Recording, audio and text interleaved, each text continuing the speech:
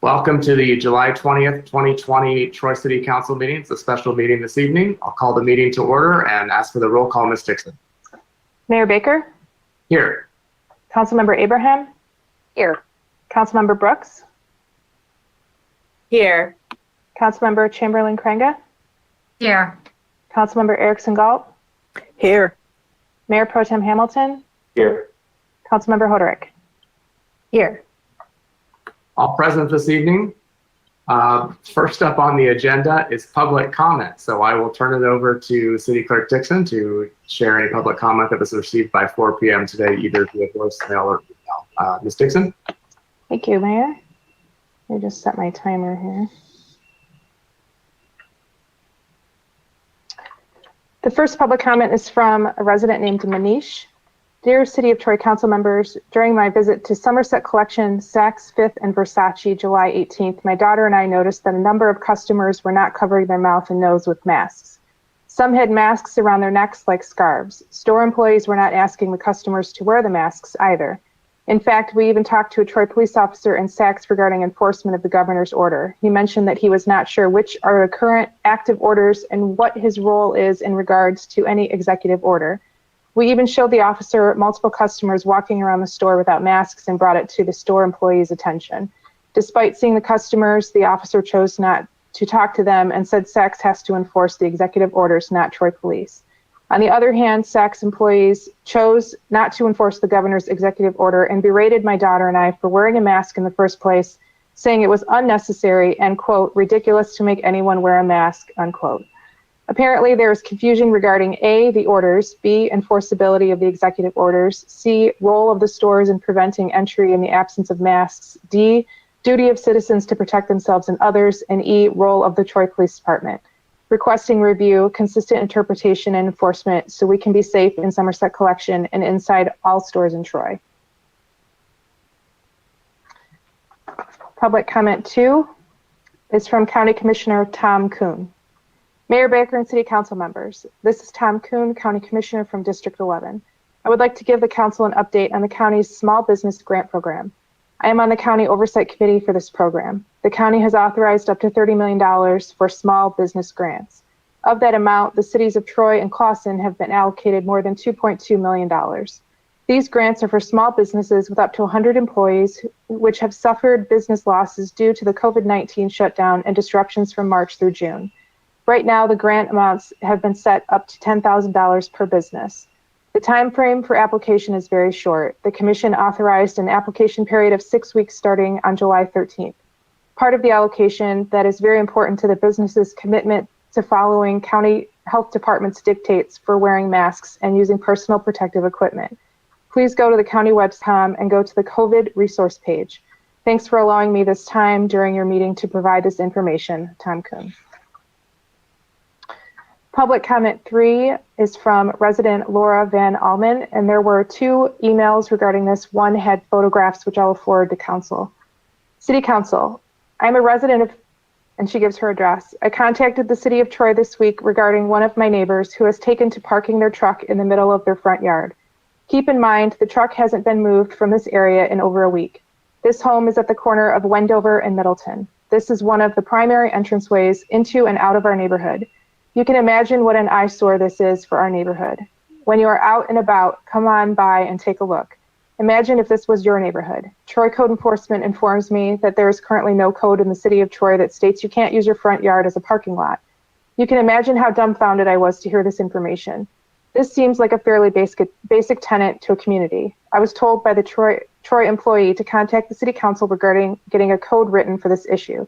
I don't know how these things work. Please let me know how one goes about getting a code written, approved, passed, and implemented.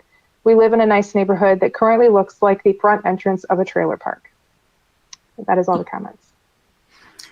Thank you very much. Now's the opportunity for Council or City Management to address any of the public comment this evening. If I could ask City Manager Miller, if you could just briefly touch on how you can, the Troy Police Department's role in mask enforcement, maybe just to speak to that for a second, and or City Attorney Bloom, if that's whatever makes more sense. But just, I know residents are concerned and there is some confusion about who's supposed to enforce, and Obviously, businesses are supposed to not allow patrons in based on the governor's current order, but could you just talk briefly about the police department's role?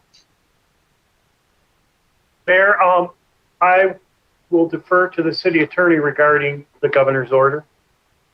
Very good. Mayor, the Troy Police Department does have the ability to enforce the mask law. I will indicate that there is no imprisonment with this particular executive order, but there is a fine. It is a misdemeanor, and it's a fine of up to $500. So the Troy Police Department is authorized and empowered to enforce it. And the stores and the mall are also, they also have obligations to make sure that there is compliance. Okay. Would it be possible to have some kind of response from city manager or city attorney's office to that email that came in for public comment, just in case the person who sent it is not watching tonight? Is that something that can be done? I know we've addressed a lot of those emails in the past. I'm happy to address it, Mayor, if the city clerk will forward it to my attention. Right, thank you. Any other comments about public, the three who spoke during public comment this evening? City Manager Miller? Yes, the public comment related to cars parked in the front lawn. We had received that separately a couple days ago, and we are working on a response to that right now. So we'll follow up, and if so, council could ask and get a consensus in the future to ask us to prepare an ordinance to prohibit the parking of the vehicles. Right. Very good. Anybody else? All right, small businesses, if you're watching, make sure you apply for that grant with the Oakland County. It is a shortened window, like Commissioner Kuhn said, but if you go to oakgov.com/COVID/grant, I believe is where the application is for that. That concludes public comment. As a reminder, as long as we're doing virtual meetings, you can submit public comment by calling and leaving a voicemail at 248-524-3302 or emailing publiccomment@troymi.gov. Same rules apply. You'll be limited to 3 minutes, but we will definitely take those as long as they're in by 4 o'clock on the day of a meeting. So next up on the agenda is regular business. We have one agenda item this evening, D1 for library funding. It's my understanding that we'll have presentation by city management and an opportunity for us on council to ask questions and to have the general discussion as we approach the deadline where we need to come up with some language for the November ballot. So with that, I'll turn it over to City Manager Miller to start off the presentation. Thank you, Mayor and Council. First, I would like to take this opportunity to recognize all the hard work both City Manager Bob Bruner and Library Director Kathy Russ have done. In the past 2 to 3 weeks, they have coordinated to get a survey specific to the library completed, and then to conduct 3 different focus groups. And we will concentrate on both of those this evening as part of the presentation. So I will turn it over to Bob. Thank you. Thanks, Mark. Excuse me. And I want to thank several members of city staff who helped with the focus groups. Alyssa Firth, who is one of our marketing specialists. She was actually the marketing specialist who started 5 years ago and was split her time between the library and recreation. Avery Baptiste from the library IT, Drew Hauser, also from the library, Jenna Fillmore, who's a relatively new marketing specialist at the library, who's really stepped up to help with this, as well as Cindy Stewart and Stephanie Fleischer, and of course Kathy. But all those people I just mentioned help play a role in actually conducting the focus groups that we're going to talk about tonight. I was the facilitator and asked the questions, but the others were working behind the scenes to take the notes and help prepare the report that we're going to deliver tonight. So let's start out with the next slide, please.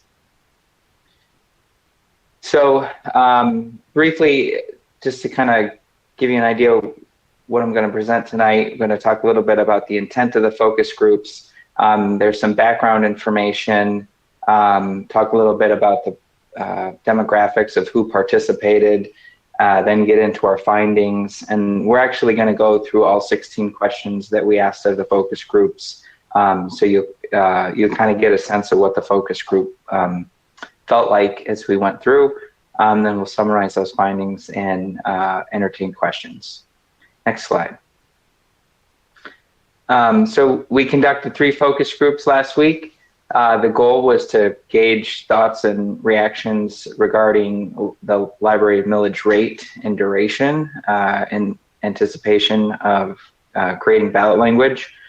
And we included some information in the presentations as kind of background information to help set up some of these questions. And we learned a lot. Bottom line up front, it's good news. we got a lot of support for the library. And we also found that people actually liked engaging in these online focus groups. So this is a tool we may use again in the future.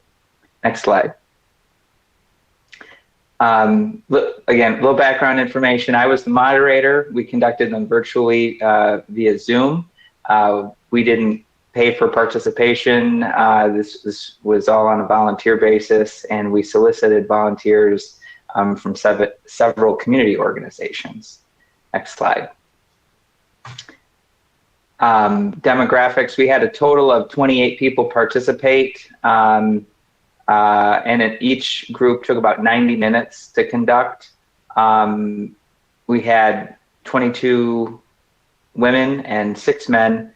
In terms of age, we had a broad spectrum of residents participate as well. Next slide, please. So key findings, pretty unanimously, folks think that the physical condition of the library needs to be improved. One of the groups even said that the actual physical condition of the library was more important to them than restoring 7-day service, which was something that I hadn't heard before, but kind of makes sense that, you know, you'd rather have 6 days a week in a nicer building than 7 days a week in a not as nice building. We heard a lot that people were willing to pay more to have one of the best libraries in Metro Detroit. And I used the phrase keeping up with the Joneses. Nobody specifically said that, but that was a theme, that it's really having a good quality library is a competitive advantage. The kinds of residents that we attract to Troy, a lot of them, you know, have children or are attracted, school-aged children are attracted to the school district. Those same kind of folks are attracted to a strong library. And so there's definitely a sense that, you know, having a quality library has a kind of a prestige or a status to the community, but really is also helps make us more competitive when folks are deciding where to move. The desire for a longer duration was also not controversial, and we'll talk a little bit more as we go. A lot of folks think that having these short-term 5-year millage just actually causes unintentional voter fatigue, because there's a sense that, like, oh, gee, we just voted on this a few years ago, and so we keep going back and going back more frequently. So a lot of the folks who participated said they'd like to see a longer duration. And although, you know, the vast majority of folks expressed a willingness to pay more, they also want to know what they're going to get for their money. And that's something that was pretty clear. It's like, hey, we're happy to pay more, but we want to know where that money's going and what kind of value we're getting for that. So that's kind of the key findings up front, and now we'll dive in a little deeper. Next slide, please. All right, so we broke these questions up into 3 different sections. First, about library programs and services. Second group is about library funding specifically. And then we asked a few questions about communicating with folks and how they receive information. Next slide, please. Next slide. So section 1, programs and services. The first question I asked was for folks to think about an ideal library and to tell us what words came to mind to describe that library. And so these are some of the answers: accessible, convenient, a lot of talk about community and being a place of community gathering, updated building. We heard a lot about technology. Ideal Library has a lot of technology resources and is up to date. And also we heard a lot about the collection. We've talked about it in previous meetings before. No collection, no library, no building, no library. Those are two key elements. And both of those elements came up when we asked this question. Next question, please. So the second question was, tell us what words come to mind when you think about the Troy Public Library. And even though the building is outdated and people would like to see renovations and improvements there, they still described it as inviting and welcoming, and it's a place that they wanted to go and wanted to be, despite the fact that the facility needs some help. But I think a large part of that was due also to the sense that the staff is inviting and that there's good programs. On the downside, another recurring theme was that it's not open on Fridays. Next slide, please. So now, question 3, we bring these two ideas together. What are the most important things the Troy Public Library should do to be more like the Ideal Library? And I don't think any of these things will come as a surprise to any of you. Renovate, update the building, provide 7-day service, keep up to date with technology. And that wasn't necessarily a criticism, I don't think, of the current service, but just something that constantly need to keep on top of. And also to market what's available. We had people during some of the focus groups talking about things that were actually available that they just didn't know about. And not, terribly surprising, but a little reminder that, we can never promote the library too much in terms of what it has to offer. Next slide, please. So in this section, we started talking about some funding options. Next slide. So this is where I provided the focus group participants with a little background information. Talked about the fact that a dedicated millage pays for the library. Had voters approve 5-year millages in 2011 and 2015, and that this current year is the last year of the current millage. Next slide, please. Also talked about the fact that the current library millage doesn't cover the full cost of maintaining and operating the library, so the millage rate does need to increase in order to maintain current services.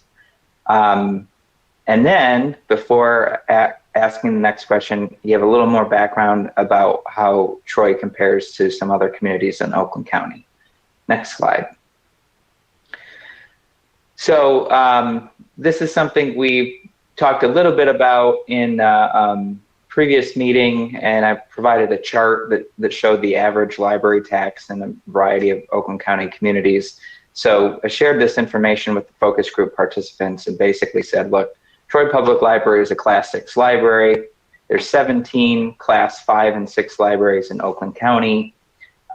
Within those communities, the average residential taxpayer paid about $11 per month for library services in 2019, and the average residential Troy taxpayer paid about $7 a month for library services in 2019. Next slide. Then basically asked, what's your reaction to learning that the average residential Troy taxpayer paid about 1/3 less than the average for other Class 5 and 6 libraries in Oakland County? And there was a lot of surprise, shock, embarrassment, disappointment. People didn't really have a sense of how Troy compared to other communities, and it doesn't come as a surprise to me that folks don't know that. But when they found that out, this is where that idea of being a competitive disadvantage began to come up. that, this is something that's a resource for the community, and, maybe we should spend a little more. And certainly folks talked about the fact that they'd be willing to pay more, if they're getting more services, which we'll talk about as we go along. Next slide, please. So the next 3 questions I asked about paying $10, $11, and $12 a month, which equates to the average tax bill for 9/10 of a mil, 1 mil, and 1.1 mil. So $10 a month, which is the 9/10 of a mil, 0.9 mil level, is basically enough to kind of maintain the status quo, keep hours the way they are, and kind of keep the building the way it is, not promising folks anything new. And pretty uniformly, folks said they were willing to pay $10 a month, and said, well, we'd even pay more than that. But timing is something which we'll get into in another question later on that we heard from people as being a concern. Next slide, please. So at $11 a month, that would be enough to increase service from 6 days a week to 7 days a week and provide improved building maintenance. No major renovations at this point, but improving the facility. And again, the majority of the participants said they would pay $11 a month. Some said they would pay whatever was asked for the Troy Public Library. Basically, the sky is the limit. But again, they wanted to know where that money was going to go. And some folks raised the issue of looking in other areas of the city budget to help support the library. Next slide, please. So at the $12 a month level, still a majority of the participants supported it. A lot of folks, were really excited about the potential renovations and building improvements that would come along with this. And like I said, the way we ask the questions,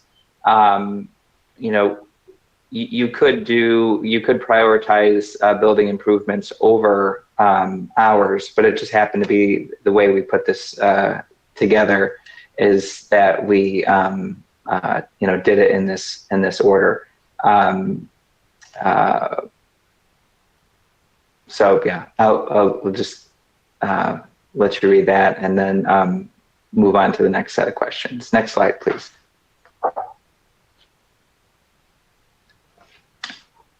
So then I asked about what are the best arguments in support of and in opposition to funding the library, regardless of what level it's at. And so we heard about the need for future generations, which was kind of interesting. We did have a pretty age diverse group participate in the focus groups, and there were people who were maybe younger and had young children who thought maybe seniors might not use the library as much, and then we had seniors in the focus groups who said, "Oh no, I use the library more now than I ever did." So oftentimes conversations about the library were conversations geared towards the future and youth and children. But we heard from seniors too who said that they use it as well. So other arguments in support: people don't want the library to close. Again, it's linked to property values, being an important city service to help maintain our competitive advantage. There was even talk about that we need the library now more than ever before. Both during the pandemic and economic downturn, that there's a lot of value there. Next slide, please. Arguments against, and these were not necessarily arguments that people agreed with, but just arguments that they perhaps had heard before or had anticipated. One is, who needs a library anymore? With everything's on the internet. There was other questions raised about, funding it from other parts of the budget. People raised the issue that there's a lot of organizations that are asking for money right now during these times. The timing, the effects of COVID with people losing their jobs and that sort of thing.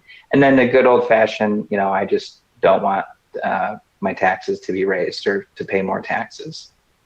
Next slide, please. So before I ask the question about millage duration, I provide a little background information. And this is information we've talked about before with council. Next slide. You may remember this table. It's recent library elections. We got Brandon Township, who approved a library millage in perpetuity back in 2012. You've got a lot of 10-year millages, several 8-year millages, a couple 6s, and just one other community with a 5-year millage. And the average on this table is 8.7 years. Next slide, please. So then I asked, how important is the millage duration to you when deciding to vote yes or no on a new dedicated library millage?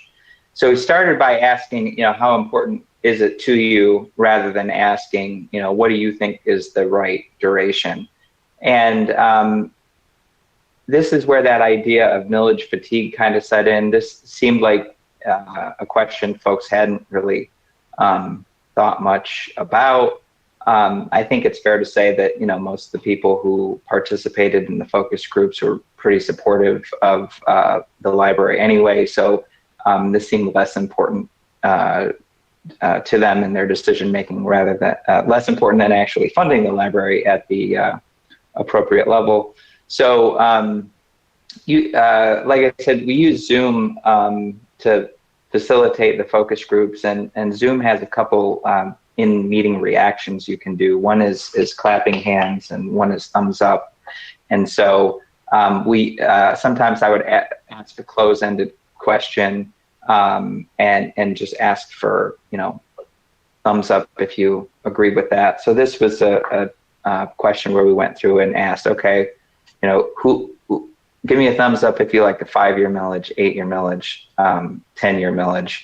And again, it was really folks were really supportive of the longer duration here. Next slide, please. Now we shifted gears a little bit and started asking what information would you need to know in order to support a new dedicated millage? Again, we heard, I want to know where my money's going. I want to know how the library has performed in the past. Is the library spending my money wisely, basically? And folks also wanted to know, how does what we're doing in Troy compare to other communities that we're competing with. Next slide. Then I asked, what would cause you to oppose a new dedicated library millage? And again, the focus groups folks were pretty supportive, so there wasn't a lot that these folks specifically said would cause them to oppose the millage, but these are the kinds of arguments that they've either heard before or anticipated. That, the library doesn't appeal to me, I'll just go to another library. I don't need a library at all because I've got the internet and other resources. So similar to some of the themes we heard earlier. Next slide, please. And then the last 3 questions are about communication. Next slide. So we asked, how do you currently receive most of your information about the city? And email newsletters, I think, were the most popular. folks are also still, or not still, but once again, reading about city government in print through the Troy Times, which is publishing again.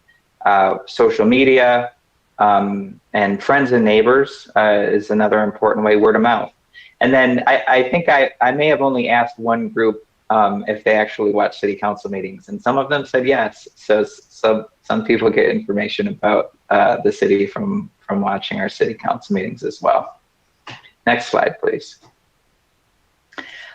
We asked what would be a better way to share information, and specifically about financial and budget issues like this one. And since most people felt like they were really getting information through the channels they wanted to receive information, there wasn't a lot of feedback on this question. There wasn't a lot of suggestions for how we could improve.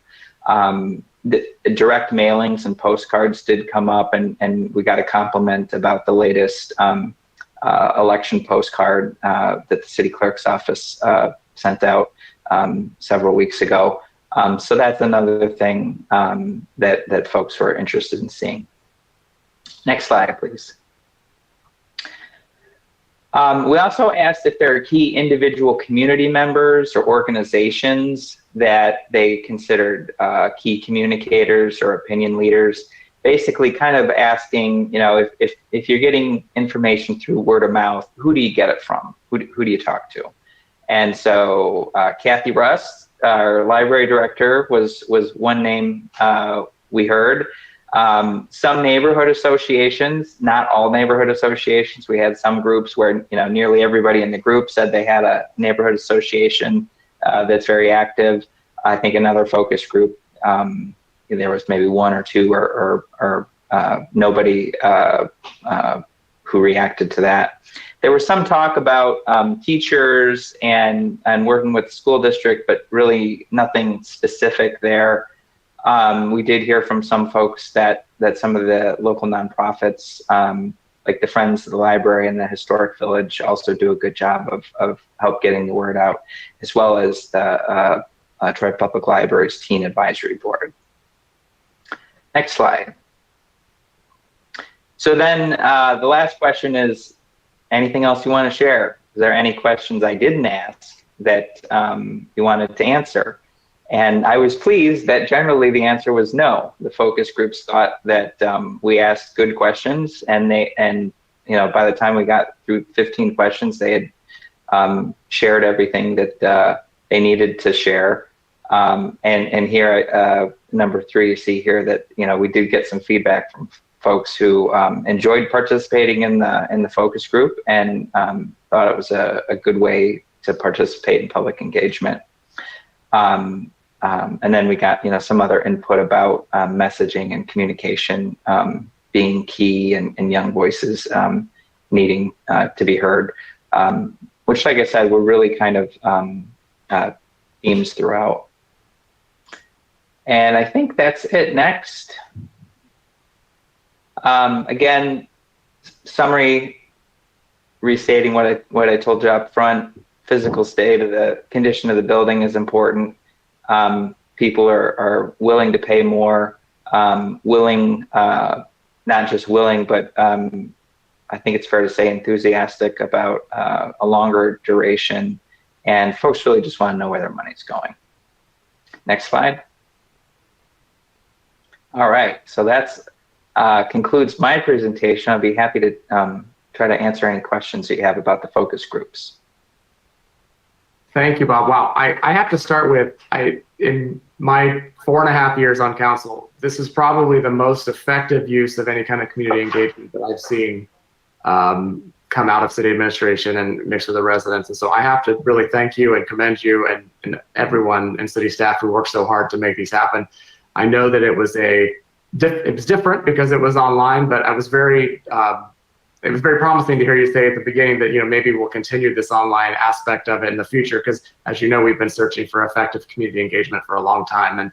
But to see this presentation now, to hear the depth of the questions that you asked, to know that the people you engaged and to get this input, I think is really, really wonderful. And I just have to start by thanking you and all of you who worked so hard to make this happen. And it's giving us a good starting point for tonight's conversation, even though we have another presentation too. But thank you, Bob. Thank you, thank you, thank you. Amazing. So that's great. Questions from council? Councilmember Brooks.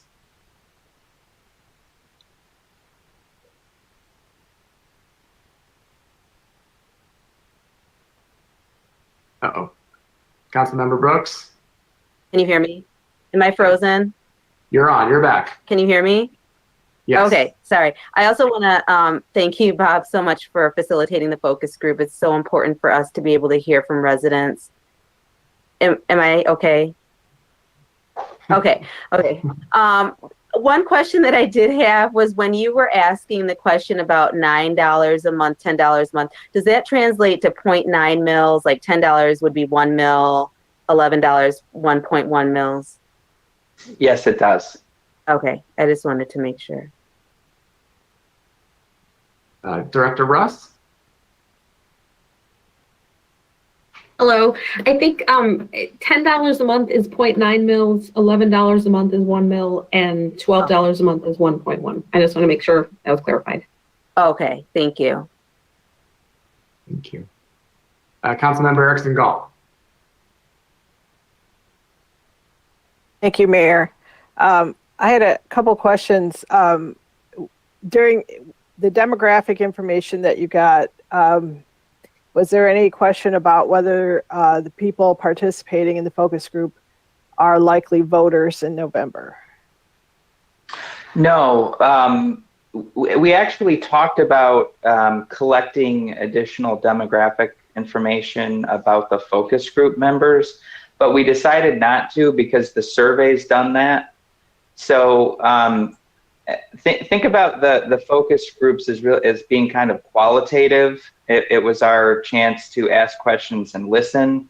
And then, what William presents about the survey is going to be much more quantitative and have more robust demographic information. And once we saw what, William had to share, like I said, we decided, we don't even really need to ask these questions about the focus group participants. Did you have more, Councilmember Erickson Gall? Well, I have another question, but I think I'll wait until, because it sounds like my other question might be answered by the survey. Okay. Councilmember Hoderick. Thank you, Mayor. And thanks to everyone for these focus groups. The way you guys pulled them together and the representation was great. And if those that participated are watching, thank you for the time you invested in helping us represent you. We really, this entire council, I can tell, is eager to hear what people have on their minds. Bob, you mentioned that there were a few folks that referenced finding money elsewhere in the budget. And, Mr. and Mrs. Hoderick are at the stage in their lives where they would love it if that was the case. But through the budget studies and even our last, our June, what did we study the library for about 2.5 hours as a team? I'm not really seeing that. And I'm also hearing our CFO remind us of our fiduciary responsibility, the need to protect the AAA bond rating. Did that come out in the focus groups at all, in the dialogue? Were people aware of the big picture fiduciary challenge we have in terms of the legacy we leave?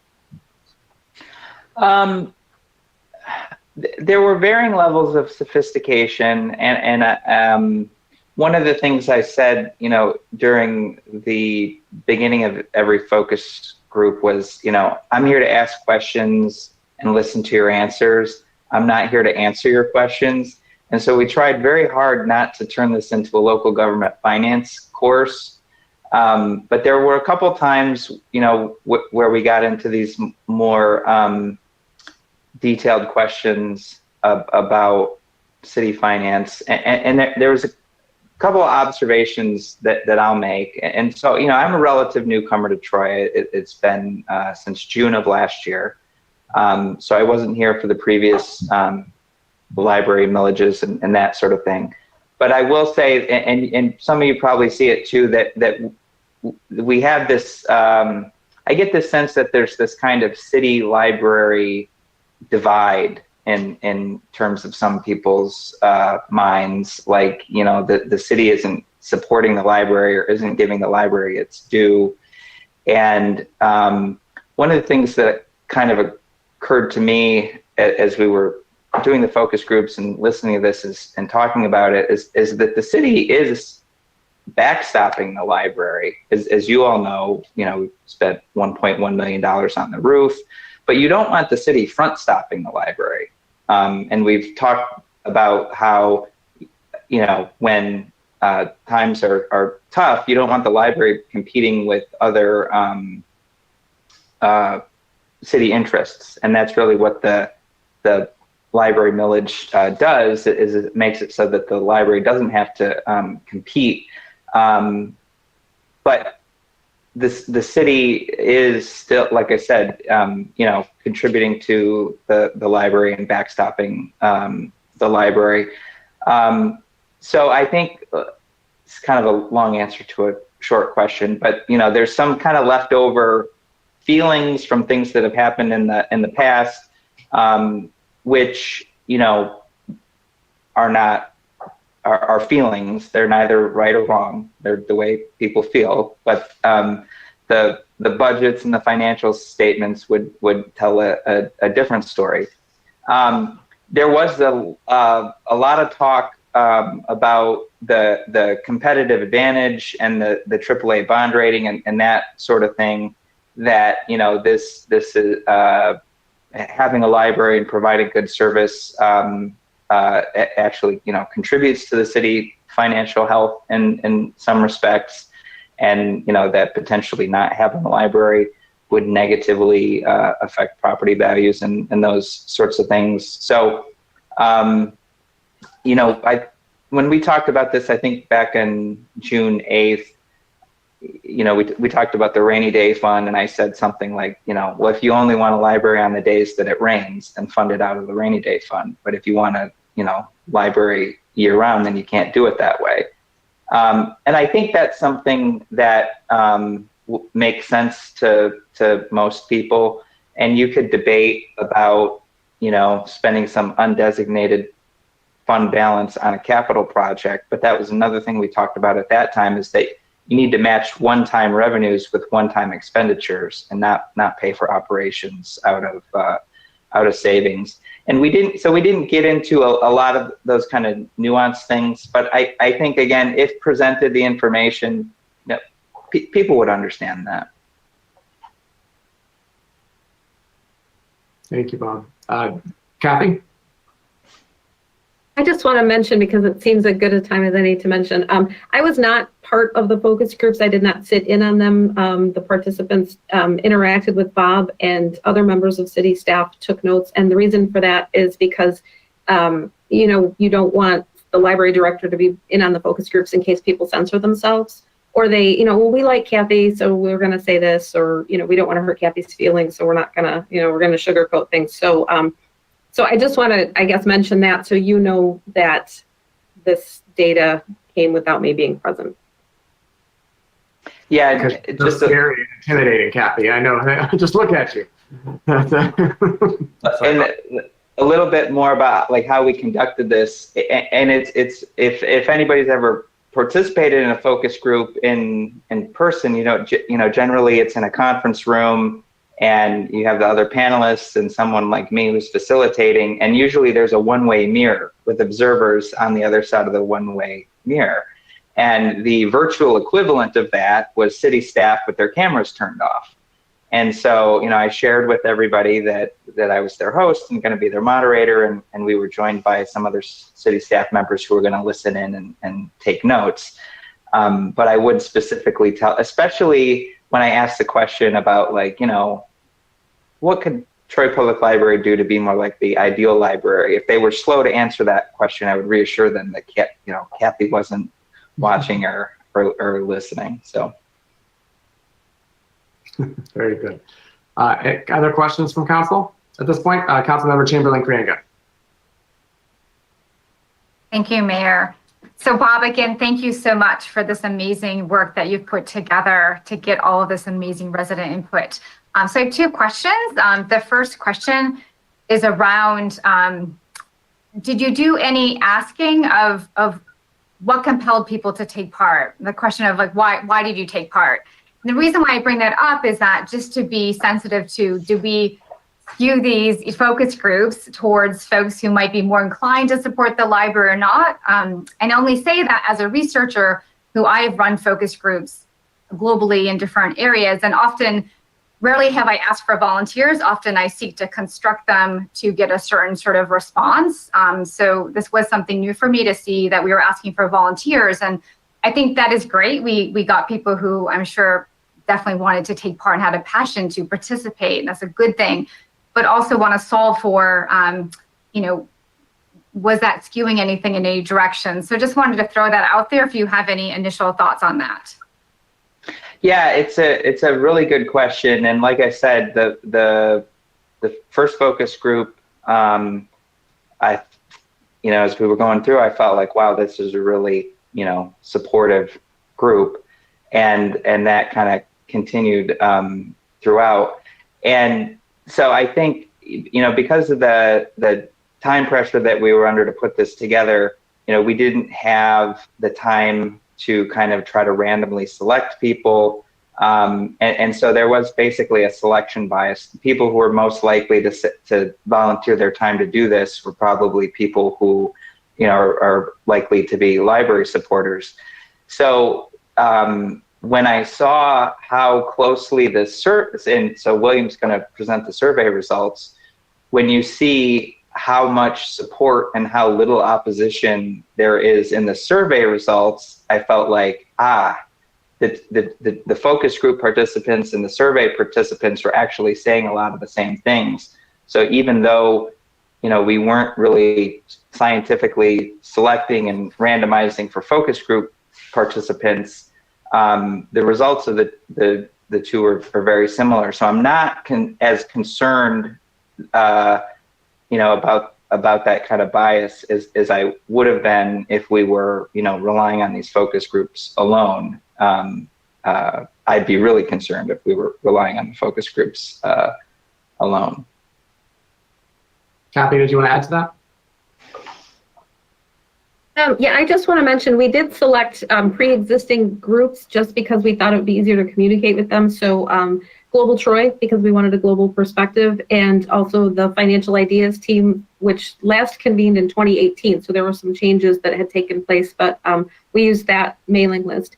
We also reached out to the board of the Troy Boys and Growth Club, and that's not a group that the library has a particularly strong relationship with. I mean, directly, I think that, we like each other, and many of the students use the library, but we don't necessarily have what I would call a partnership. And then the Troy Women's Association. And then when we didn't get full participation from all of those groups, that's when we put it out to the general public. So I think, as Bob mentioned, given the time constraint, if we'd had a little bit more time, we might have tried to get different other groups, but it was very helpful to us to have an existing mailing lists that we could reach out to. So just a little bit of background there.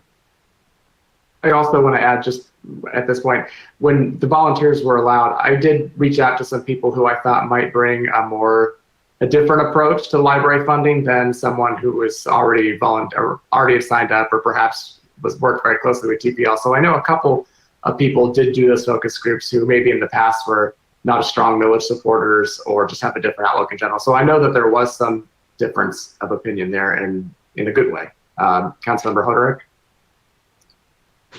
I did the same because I wanted to make sure that we had a really good mix of discussion, and I'm pretty familiar with how people feel from being around the community for a while, and their level of trust with the government in general and with information. And I wanted to make sure they had a seat at the table for the dialogue as well. So I don't know that addresses Councilwoman Chamberlain-Kranga, thoroughly or scientifically what you're getting at, but I too was very concerned about that and made an attempt to nudge people, and a couple people did participate in that regard, and that's kind of leads to why I was asking, what was your sense of the big picture? What were people feeling? I think when we see the written survey results too, that'll be fascinating to pick up on. Councilmember Chamberlain-Craig, did you have another question? I think you said you had a couple. I did. And wonderful. Thank you so much to both of you and kind of opening up to different residents to get all those voices out there. And I think, Bob, how you answered that is perfect, because the quantitative data the polling will, of course, kind of, usually you look at them both. And it's great to know that there is some harmonization in that. So that's terrific. Second question I had was around something that felt like a tension in the results, is that on the one hand, you were hearing that in the focus groups, people were saying they want to keep up with the Joneses. They almost were ready to pay any millage rate to kind of keep up with the Joneses. But at the same time, they're saying how much they really want to know how that money is used. They want to have, I guess that's their sense of control over. They want to know how those tax dollars are being spent as they should. I'm not sure if that's an adequate tension, but just wondered if you could clarify a little bit more on those two different impulses that seem a little bit different to me. Yeah, actually, I think they're not different. I think they're very much in sync. That and in part of the focus group, we provided information about what other people are paying in other communities, and so I think the sense is that from the participants that they're willing to pay whatever is reasonable compared to what other people in other communities are paying, as long as how that money is being spent is transparent, and that it's being spent on their priorities, which are things like improving the building and increasing hours, and the collection came up several different times in different ways, in terms of having up-to-date materials, both in terms of databases and electronic resources and that sort of thing. But basically what we heard is the priorities that we heard from the focus group participants are the same priorities we've talked about. So it's not as if the city has some kind of different priorities for the library, like we want to spend money on something that the public doesn't want. So anyway, I think that those things kind of go hand in glove, really, rather than there being a tension. Anything else, Councilmember Chamberlain-Craig? No, thank you so much. I saw Councilmember Abraham's hand go up. Thank you, Mayor. Just following up on that, Bob, the idea that we need to be more transparent with how the library is spending their money. I think, certainly the city is always trying to be transparent with how any money is spent, whether it's for the library, whether it's for police or any other function. So I'm curious, did the focus groups have any suggestions on how to better communicate what is being, where funds are being spent? Yeah, that's a good question, because it wasn't a criticism that we weren't being transparent or that they didn't know how the money was being spent. It was more that if you're going to ask for more, if the city is going to ask for more, we want to know why and how that's going to be spent. So, and if you think about it, in the past 10 years, the taxpayers haven't been asked to pay for more. They were asked to maintain the status quo. That was the question was, what's it going to take to keep the library as we have it today? The answer was 0.7 of a mil.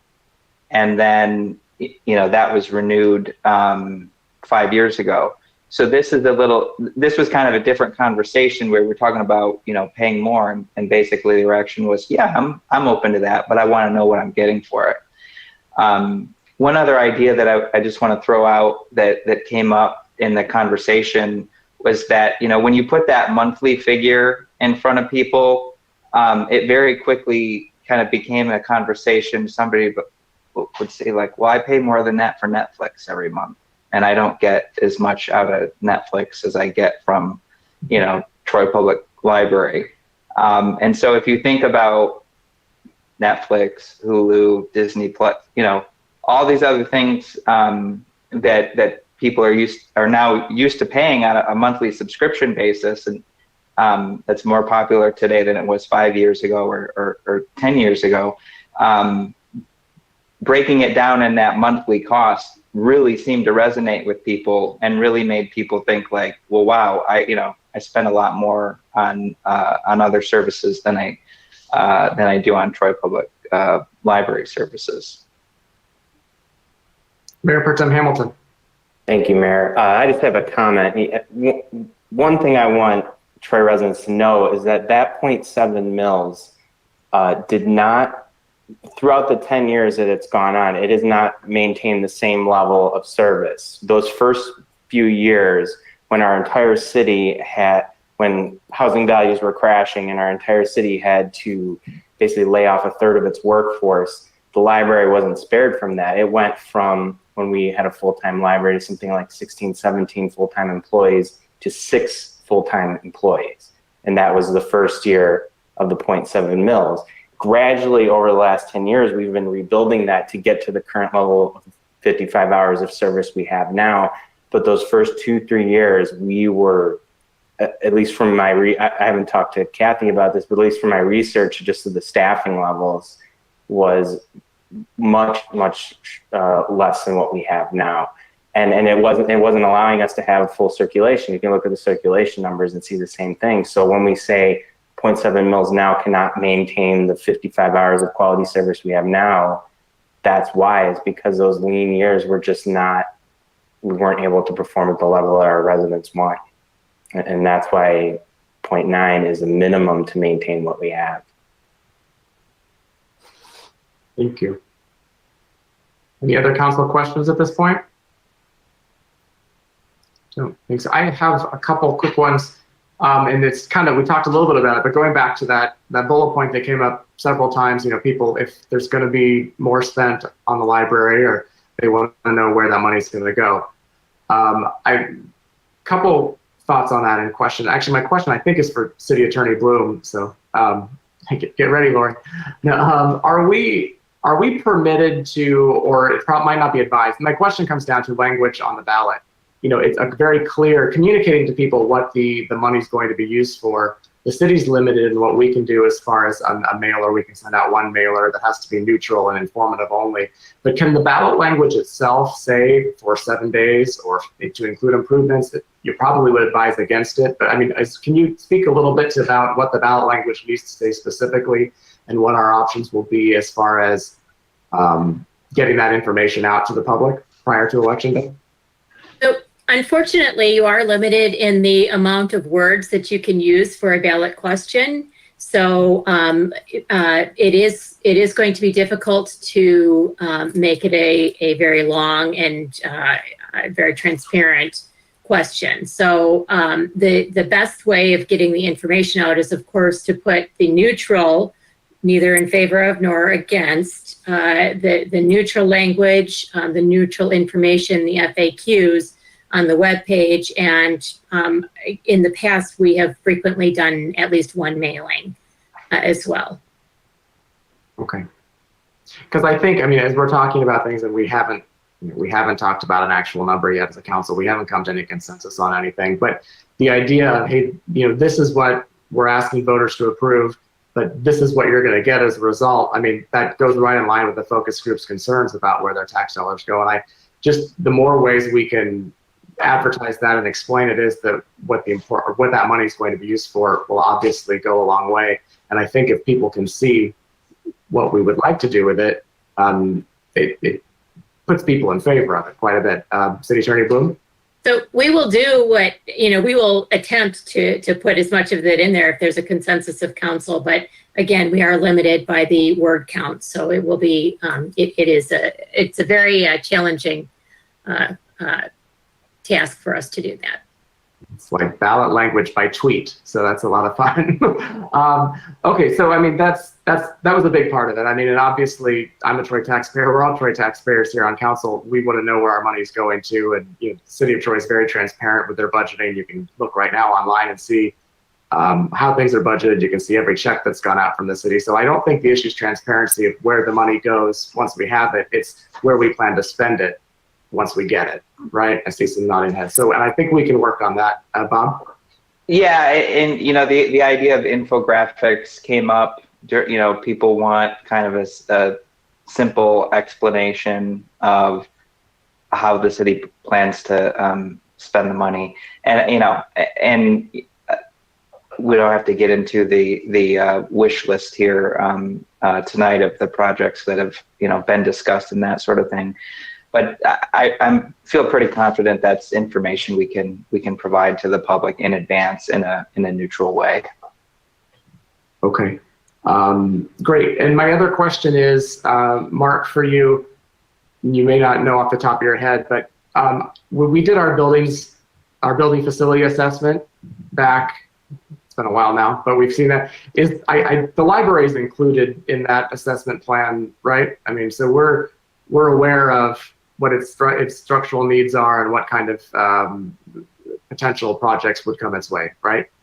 Yes, and we actually did some other work with John Tagle before that because we were trying to do improvements. So the simple answer is yes. Okay, just making sure. And I think that's it. For any other questions on this part of the presentation? I think it would be wise to take a quick 5-minute break just to make sure before we go into the next phase. I don't know how long the next part is, but if we could recess for 5 minutes, everyone come back, and it's 8:31 now, so we'll be back on at 8:36, okay? Thank you.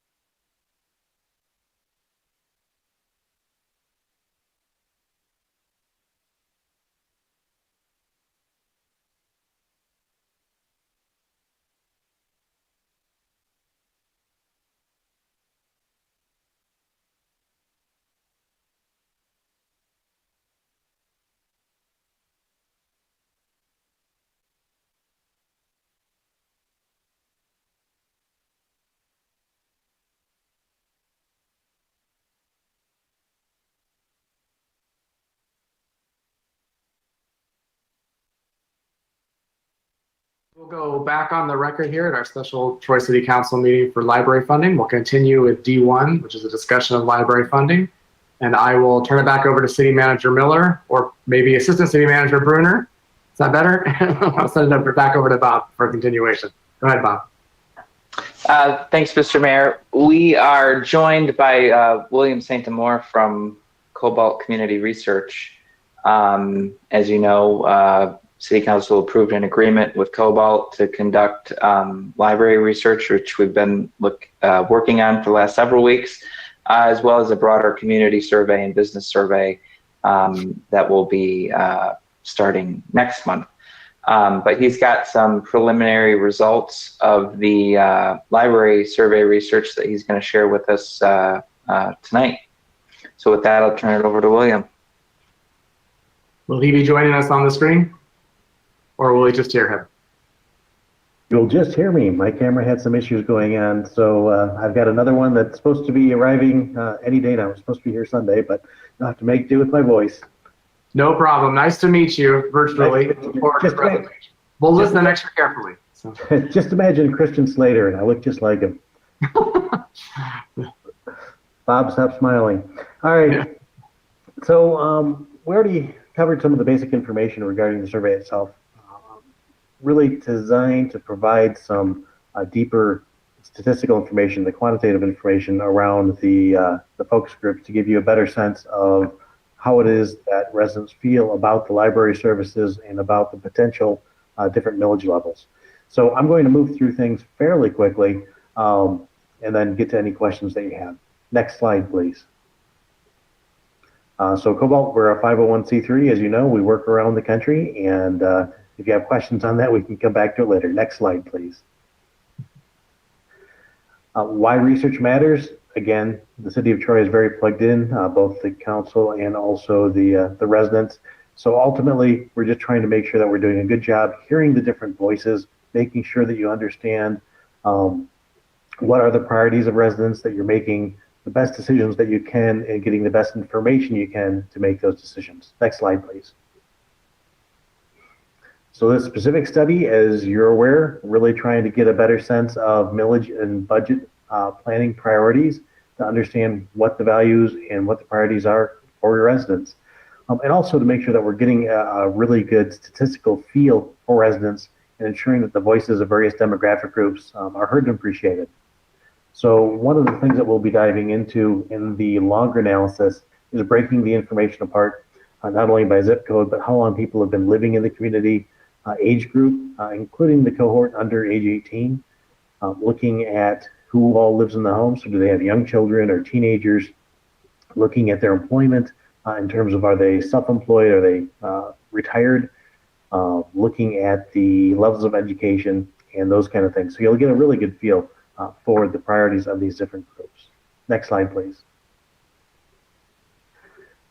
So with the early analysis, really echoing what Bob said as far as the findings, we did see that there's very strong support for the millage, and the opposition is pretty limited. You've got a fair-sized number of people who would like more information, which makes sense, but just coming out of the gate, in most cases, there's a majority of folks supporting the different options. When we look at the top activities that residents use when they're using the library, it's really, checking out library materials, browsing, and attending and viewing various programs and events. When we looked at staff, so there were a number of questions with staff, but it really boils down to overall satisfaction. On a 10-point scale, they gave staff a 9, which is just phenomenal. So they speak very well of their experiences with the staff, and that comes through in their comments. So Kathy, sometime when you're feeling beat up, you'll want to spend a little bit of time going through the comments just to see what they have to say about you and your staff. Improvements as far as things they would like to see in the future: open more days per week. Clearly that was the number one thing. They would like to see more film and music kinds of events, open more hours per day, and more author and literacy events. And we'll get into that in a little bit more detail here in the next few slides. Next slide, please. Methodology. So it's boring, but it's important. We did a random sample of 3,000 residents drawn from voters from the most recent gubernatorial election. So these are the likely voters coming up. So we use random.org. This is a utility that actually pulls the random sample, not with an algorithm, but using atmospheric noise. That's based at Trinity College in Dublin. And it's a very widely respected utility for really trying to mirror the characteristics of the population as a whole in that smaller sample. We did a single large mailing in July 2020 to make sure that we had a good, robust response given this short time frame. We heard from about 450 residents that were part of that sample, which is really, really strong. So that gives us a margin of error of about 4.6%. And for those of you who may be a little bit less sure about how the statistical side of things work with surveys, for a national survey to get plus or minus 5%, you need to have a sample of 384 responses to reflect the entire country. So the fact that we have 450 residents responding puts us in a very strong position from a data perspective. In addition to the folks that were part of the sample, we opened this up for other residents to share their ideas, and we heard from over 1,000 people. So when we look at both the sample and the folks who are not part of the sample, we heard from over 1,500 people. And if you were to line them up down the sidewalk, that is just an amazing turnout, an amazing participation from the residents. From an analysis standpoint, we do separate the non-sample respondents from the sample respondents, just to make sure that we're keeping that representative nature of the analysis.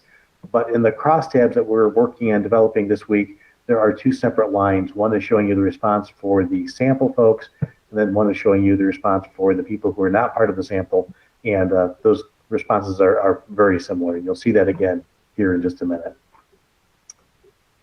Next slide, please. Next slide, please. So looking at the information overall, the blue is showing you the responses of the sample, the random sample, and the green is showing you the response of the folks who were the volunteers. They were not part of the sample, but they wanted to have their voice heard.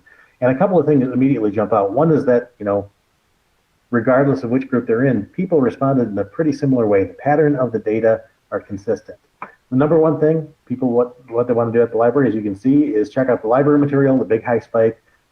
Just to the left of it is the browsing. And then you can see the third spike, just a couple of things over attending and viewing programs and events. And that's where that comes from. Next slide, please. Looking at desired future services, programs, and amenities, again, you can see this pattern where regardless of which particular group people are in, pretty consistent pattern. Open more days per week, you've got 50% of folks saying, yeah, that's the thing that we really want to see.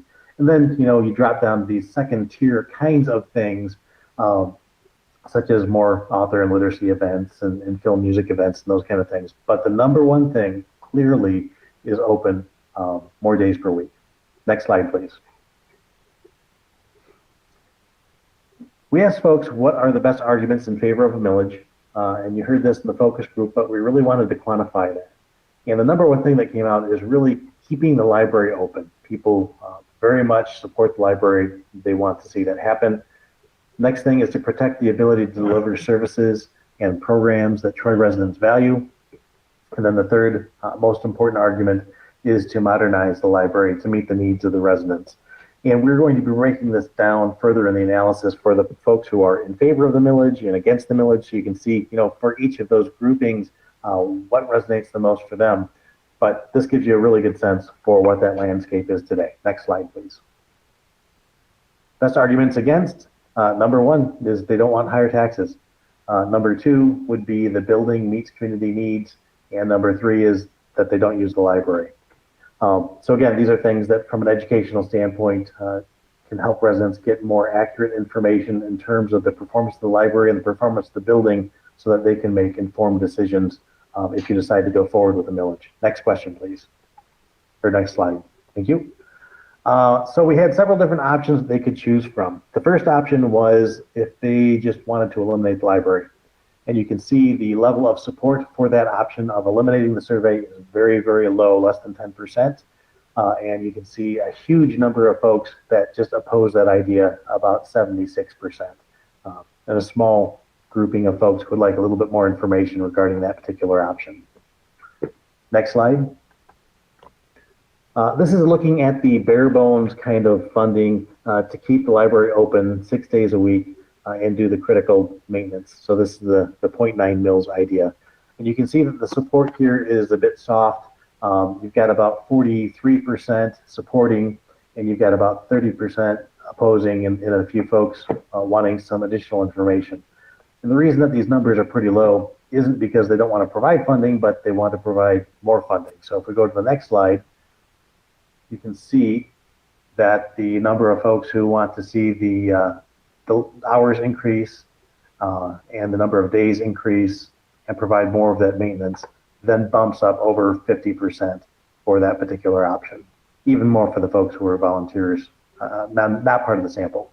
If you look at the level of opposition, so it's about 24% to that particular millage idea, and then needing more information, you have about 15% who are on the fence who would just like to get a little bit more background in terms of what that entails. Next slide. And this last option is going up to the 1.1 mils, getting a little bit more in terms of the hours and the renovations going and so on. And you can see that the amount of support there is just a smidge under 50% for the folks who are part of the random sample. For the people who were not part of the random sample, it's well above the 50%. And you can see that the level of opposition there for this higher funded level is still down right around 20%, just a little bit over that. And that you've got about the same number of folks who would like to get more information before they decide one way or the other. Next slide. So that is just a quick snapshot of the high level landscape of the survey responses. There will be a lot more information, a lot more detail coming out toward the end of this week as we dive into all of the crosstabs. We cut these questions against one another, but it does very much support what the focus groups were saying. This gives you a nice quantitative feel for what's going on with the population to go along with kind of the stories and the human feeling of the qualitative side. And then, you know, these two pieces then combining with your experience and your judgment, your conversations that you're having out in the community to really make the best decision you can. So are there any questions regarding this data? You guys are all very little on the screen. Mayor Pro Tem Hamilton, I see your hand go out. Thank you, Mayor. Thank you for this fantastic presentation, William. I found it incredibly informative. I know you said you're working on getting a lot of the crosstabs information, kind of breaking things down throughout the week. Were those numbers that we saw there, was that the overall response, or are those results weighted based on demographic factors? Are those results weighted based on education levels, other things that you see the national political polls typically weight polls on, or are those just the raw numbers based on the respondents? These are the raw numbers, although the response pattern that we've noticed between the different demographics aren't significantly different. Okay. So even with the weighting, I don't think you'd see it move very much off that, especially with this level of margin in terms of the difference between the support and oppose, for example.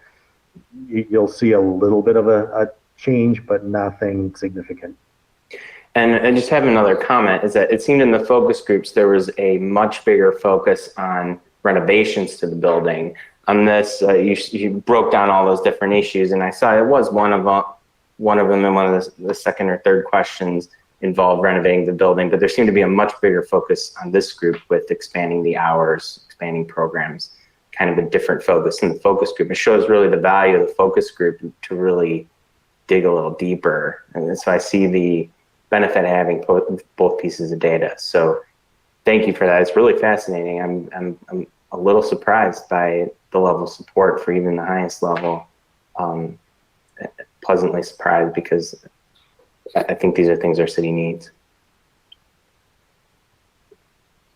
Additional questions for William from council? William, someone's told me, I've heard it plenty of times, if there's not a lot of questions, that means you gave a very good presentation. So could be that that's what we're doing. And I think, you know, some of us are excited to get some of these crosstabs, and it'll dig a little deeper into these. I have a feeling Mayor Pro Tem Hamilton will spend many hours in the middle of the night looking at each tab of an Excel spreadsheet on this.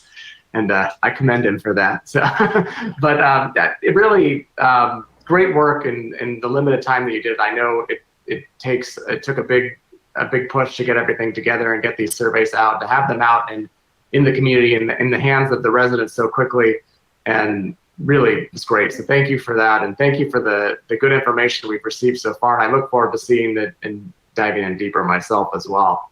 I'm not sure, any other questions for William here at this point? I mean, I kind of have some general, I think we should have a little bit of a discussion here, obviously, but I see Councilmember Hoderick's hand go up. William, you mentioned the number of responses that came, that were unsolicited that came. When you have done this with other communities, do you see the same kind of enthusiasm in participating in library surveys like this? Or can you give us any sense of how the experience here has compared with other communities you've helped with similar engagements? Absolutely. This was an unusual amount of positive enthusiasm. So the number of folks that came out and spent their time going online is phenomenal, to be honest.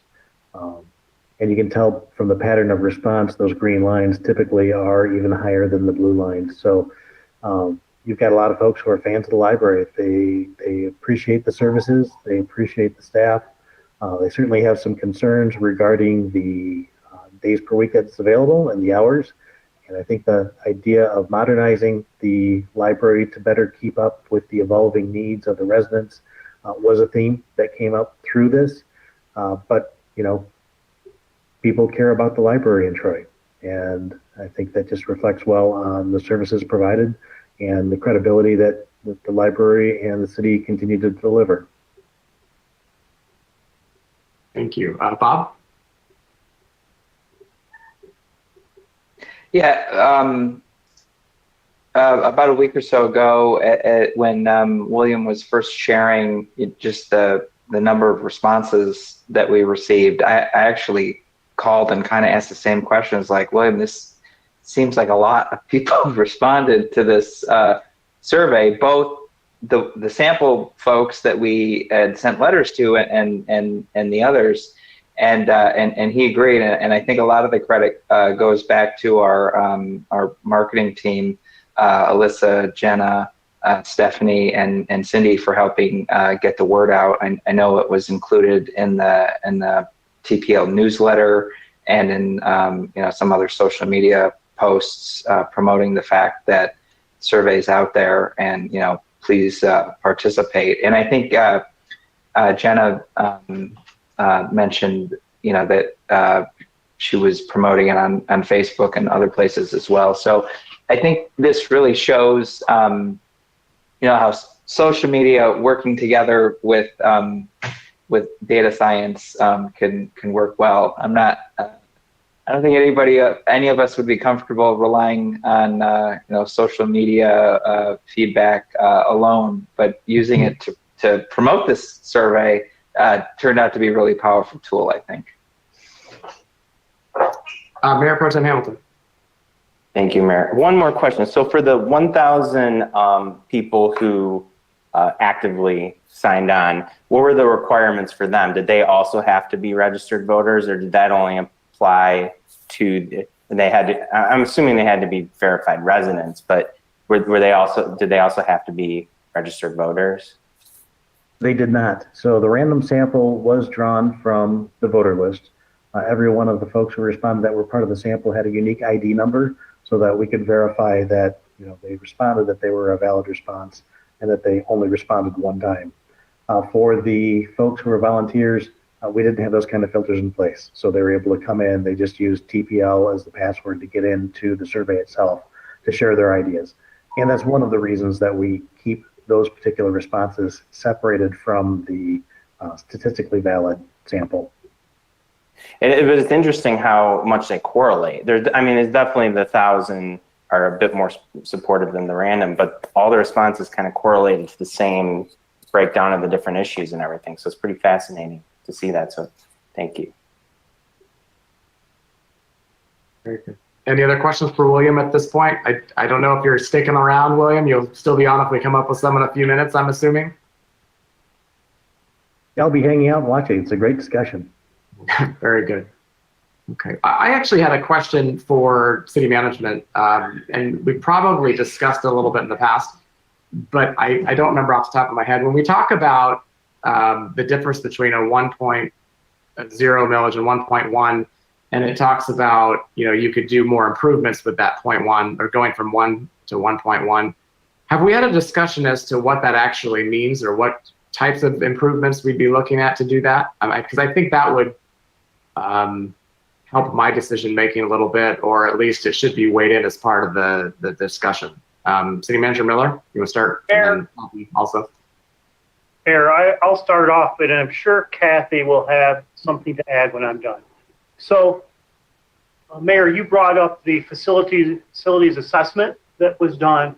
Well, we have taken the information and built that into our capital plan. So everything that was identified that needed to be done is in that 5-year plan. What we haven't done is sort of talk about wish lists. And I think this is a good time to turn it over to Kathy because she probably has a few wishes. So about midnight, you can just shut me off if you want, if I'm still talking. So the first thing that I think I want to direct your attention to, because this we actually did conduct a study, a feasibility study with the Troy consulting architectural firm IDS, and that was for a possible renovation of the youth services area. And as you may recall, the youth services area is the original library that was built in 1971. So in last week's City Council agenda packet, there is a report from IDS that contains the plans and the information from those focus groups that were conducted. We conducted that last year at the early part of 2019, and we did conduct focus groups. And based on the feedback from the focus groups, IDS put 3 different iterations of what the youth services area could look like. It includes a baby play area. It includes a dedicated story time area. It includes separate study areas, group study, individual study, some quiet reading spaces, but basically a renovation of that entire area. And the cost at that time was $1.3 million. So that would certainly be one thing that I would advocate if the millage at the 1.1 rate passed, to put some money towards that, because that seems to be something that the community really wants. The other thing that has been requested for many years is a separate teen area. We do have a teen area. It is not its own separate space. It's kind of in the middle of the adult services area. And as you know, that teens can be boisterous, and we have to ask them sometimes to keep their voices down. So a separate teen space for our teens. And as you know, we have a very active teen advisory board, and that's something that they would really appreciate. We also get requests for group study rooms and individual study rooms, which we do not have. There's an ability to put in some small study spaces that cost about $2,500 each. The adult services area would have to be renovated or furniture moved around and so forth to accommodate that, but that's something that I would recommend. The other thing, honestly, from an aesthetic perspective, the furniture in the library is either 50 years old from the original building or 35 years old, or 36 years old from the 1984 edition. It has been reupholstered, but the glue is starting to dry out. And I would recommend some different new updated furniture that isn't 50 or 36 years old, that is comfortable. I also think that new shelving would be in order in the adult services area, because right now, if you go up, it's just a lot of stacks and the visibility lines are very compromised, and we like to be able to see what people are doing. So perhaps a little bit of a change in shelving so we can see more of the area, and so people can navigate and find staff a little bit more easily too. So off the top of my head, that's just a few things.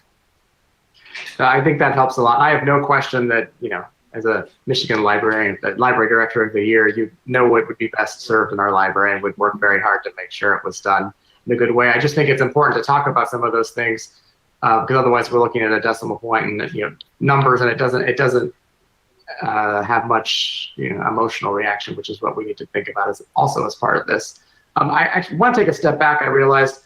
So just to talk about process here a little bit, 3 weeks from tonight is our drop dead date to come up with ballot language that needs to be submitted by the following day on Tuesday the 11th.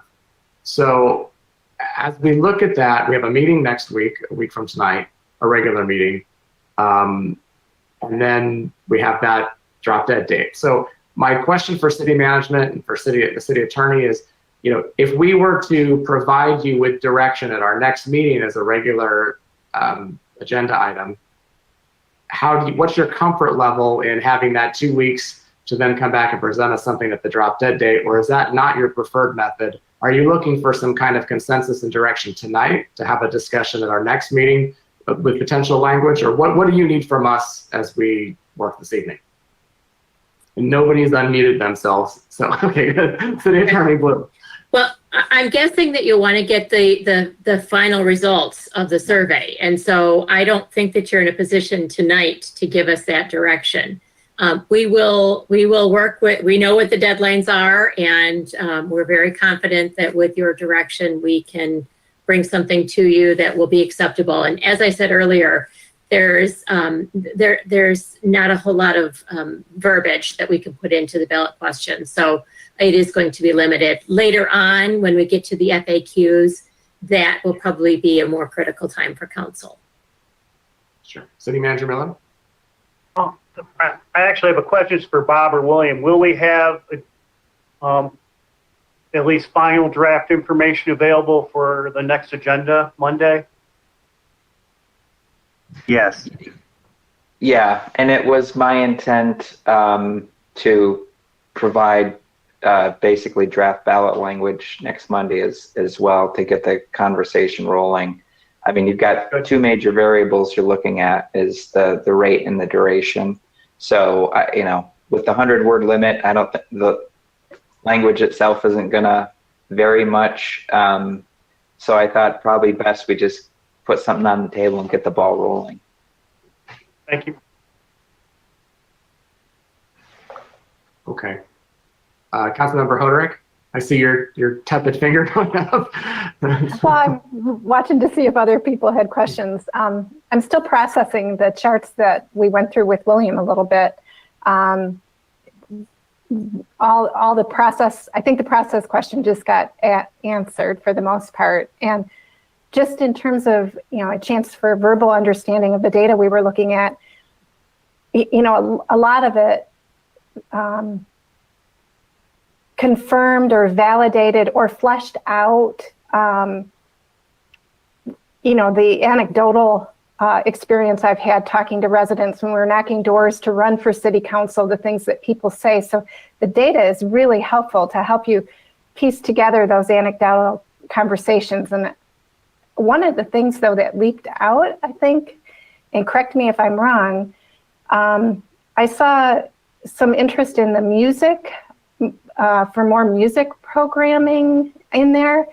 And, I have attended a couple things at the library where there is music, and they are very well attended. It's very well received. And I just thought that was me, and because I picked that program. But now I'm seeing some data that's telling me, hey, sit up and take note. Maybe there's something there that's specific here to our community, a desire and a want that we're not necessarily aware of. And I don't know, maybe Kathy, you can speak to that. And William, I don't know if you can, drill down a little bit on that as well. But I want to make sure I don't miss the opportunity to understand that better. William, do you want to go first, or do you want me to? Go ahead. I'm diving into the crosstabs. Okay. So thank you, Councilmember Hoderick. Yes, the music programs are universally popular at the Troy Public Library, and we do offer a lot of them, and we are even offering them virtually, and they have been very popular as well. We do programs with music for kids, for teens, for adults, and usually it's a standing room only crowd. So I'm not sure. I guess anecdotally, we get feedback from people wishing that we had a larger performance space because our meeting room can only hold about 80 people comfortably, and that's during normal times. And if we had a larger space, we could fit more people. We get a lot of complaints during concert times that we don't have enough parking. And I guess I'm not exactly sure where to take that from there, but if you had any more specific questions, perhaps I could answer them. I was just looking at the crosstabs, and one of the things that I think is really interesting for the music side, people who rated it high, are people who have been living in the city for fewer than 5 years. That's interesting. Councilmember Hoderick?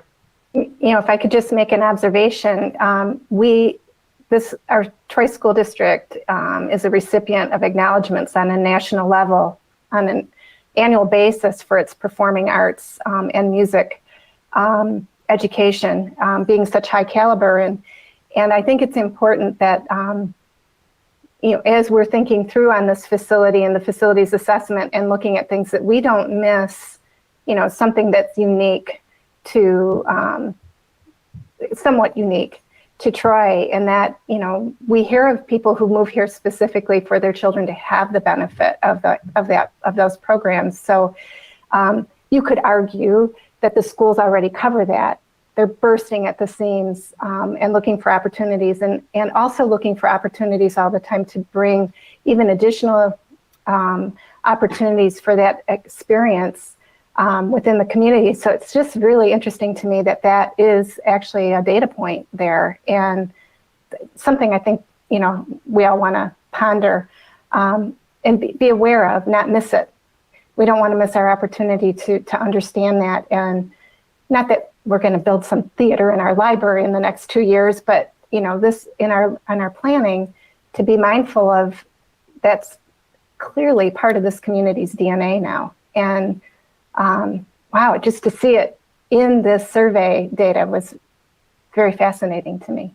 Thank you. Councilmember Abraham. Thank you, Mayor. William, thank you so much for presenting the high-level summary of the quantitative survey results. One thing that I was wondering is, did respondents have an opportunity to answer questions about the duration of the millage, or if they had any strong feelings about it, or whether through a question or an open-ended question? And if you don't have that data today, would that be available for next week? No, we did not ask the question regarding the duration. Okay, thank you.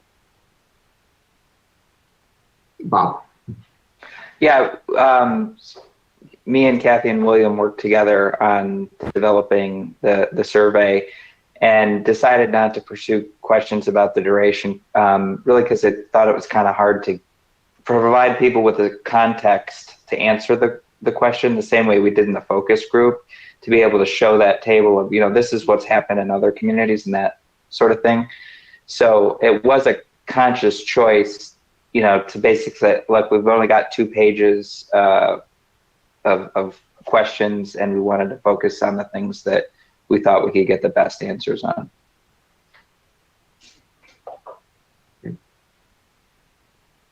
Additional questions at this point? I have a question, 2 questions actually, that just came to me. First question is with regard to, I think this is for Kathy, I think, for now.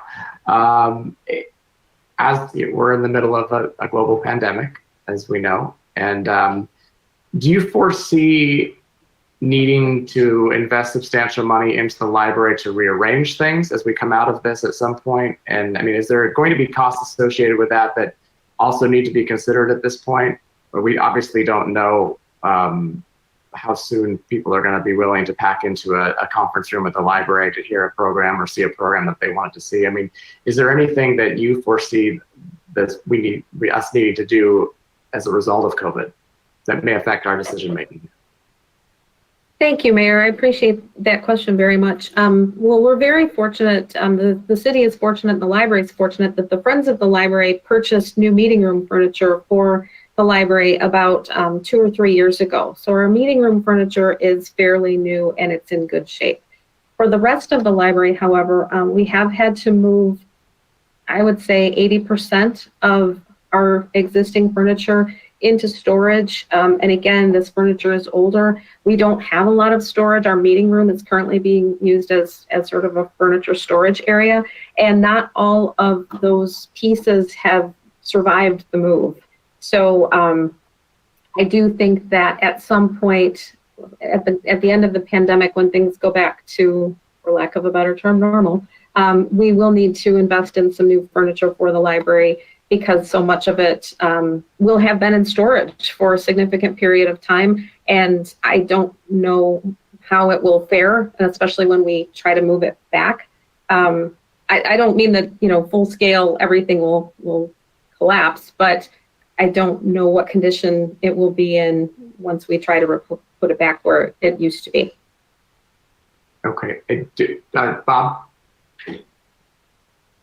Yeah, I wanted to add, I think Kathy and I talked about this before too, is that, some of the material choices for the furniture we would make differently today, because they're not wipeable, easily cleaned and that sort of thing. So that's another, the fact that even if it didn't necessarily need to be replaced, just because it's old, we might need different types of furniture, things that can be cleaned more easily. Kathy? Yeah, that's a great point, and I appreciate Bob bringing that up. The other thing that I want to mention is that even the study tables themselves, they were there when I went to Athens High School, which was like a million years ago. And I think if, just reconfiguring to support group study and small group study, even via furniture, would be useful, rather than the kind of 1970s wood tables. And as Bob says, it is a big concern. It was a big concern in libraries even before the pandemic. You want to have furniture that's easily cleanable. Our chairs have been reupholstered at least once since 1971, but they are still those fabric chairs, and they are starting to show their age. Furniture is going to be key. I can tell already. Wipeable furniture, I think, is going to be the way we're going to have to go at this point, no matter what. I mean, that's to me, that's separate aside even from this millage conversation. But we can talk about that later. My other question is more of a financial question. We haven't talked about it tonight, but we've talked a lot about it in the past, is the effect of Headley on these millage rates. And do we have any kind of, and I don't think Rob's on, but do we have any kind of, is there it's not I say formula, but is there a projection formula you can use when you're trying to figure out what effect, the assumptions are made as what a millage rate today is going to look like in 5 years based on historical averages? Do we do that? Is that something that can be done? Because I want to make sure that we don't get all excited about something now and then realize in 3 or 4 years, oh, because of Headley, it's down low and we can't do those renovations that we promised the community we were going to, right? That's a big concern of mine. So I want to make sure we're including all of that in our discussion and factoring. Bob? Yeah, I'd answer it a little bit differently, because the rollback is the effect of the tax base growing faster than inflation. So it's in some respects, it's kind of a simpler question, is that, our revenue that millage generates is only going to grow by inflation or 5%, whichever is lower, and it's never been 5%. So we can go back and look and see, the Headley inflation factor has been between, 1 and 2.5%. So that's, so we know that our revenue is only going to grow that, similar percent. When we have new development, those are Headley additions. And so that's new tax revenue that doesn't contribute to rollbacks. But even, even in a city of Troy's size, we're fortunate that, new development is still occurring, but it's a relatively small drop in the bucket compared to the existing tax base. Okay. Mark? Thanks, Bob. Just to add to that, we can pose that question to our city assessor and chief financial officer and see if we can get them to provide some level of response. Obviously, we're trying to predict what's going to happen with property values, which we don't know, but right. I think the initial thing is that, at least from a taxable value standpoint, which is the world of averages, is we're projecting next year at least a 3% decrease. We'll have to wait and see what happens, but I think it's a good thing for us to look at, because I bet no one thought when the first millage occurred in 2011 that it would flatten out. I mean, people just don't think like that. Mayor Pro Tem Hamilton? And then I have a Yeah, just to follow-up. put in perspective now, the 2020 library millage heavily adjusted is 0.68, and it was 0.7 5 years ago. So that's I don't know, 3% reduction, I think, at the top of my head. That's all right. So my other question is then, when we're talking about 0.9 and 1.0 and 1.1, are we, when those numbers are being proposed to talk about, are those including expectations of Headley issues and all of that? I mean, meaning when you say 0.9 is what we need to keep what we have now, and what we have now, is there a little wiggle room there? Or do you know what I mean by that question? Yeah, but I think, Mayor, to answer your question, is we're going to have the CFO and the city assessor look at that and try to forecast what could happen, so then we can make those decisions. And it looked like Bob was raising his hand. I'll let him add a little.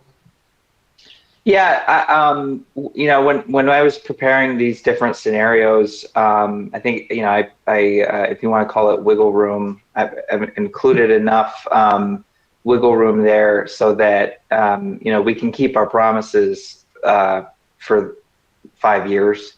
You know, it's not going to be the case, you know, barring other catastrophic events, where we're going to turn around in 12 or 24 months and say, oh, gee, I wish we would have asked for more. If you recall back to some of the earlier presentations, we talked about the fact that, you know, there's a little other revenue that the library generates. At one point, I called it the icing on the cake. And so I just didn't include that in any of these models at all. Just as one example, that, you know, these estimates are conservative, because I realized, you know, when we start even just asking the question and putting it out there in the public of saying, hey, for $11 a month, you get X, Y, Z, we're never going to be able to take that back. We're never going to be able to say, oh, no, it really costs more than that. So, yeah, so I'm comfortable that, you know, we can these millages will do what we're saying they will do for, you know, 5 years, but beyond that, it's anybody's guess. Thank you. Councilmember Brooks? So just to confirm, so for example, the 0.9 millage would cover kind of basic operating costs, but it wouldn't be enough to say, for example, kind of replenish the depleted fund balance or anything such as that. Yeah, I think that's fair.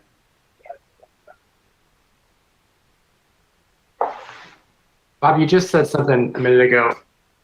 You said you're comfortable for 5 years, or, you know, more or less for the next 5 years. And here, one of the issues we also have to discuss is duration of the millage.